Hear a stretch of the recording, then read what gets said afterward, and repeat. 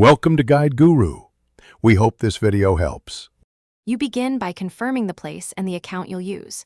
Sign into the Google account that manages or interacts with the listing. This matters because owners have different options.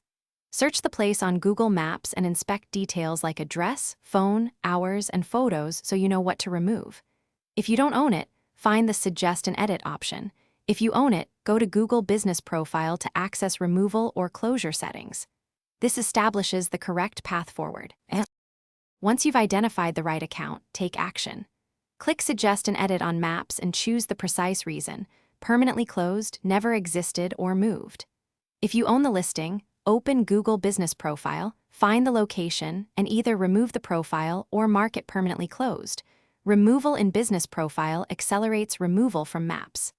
Make sure to attach clear evidence, like official closure notices or photos, because accurate details speed Google's review. Finish by monitoring the change request and following up if required. Check edit status in Google Maps or the Business Profile dashboard. Approval can take days. If your request is denied, resubmit with stronger evidence and a clearer explanation, or use Business Profile support to escalate. If the place is a duplicate, report that specifically to speed removal.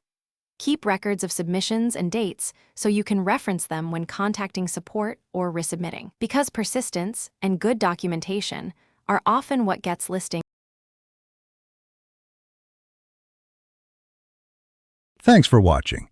Consider subscribing if we helped you today.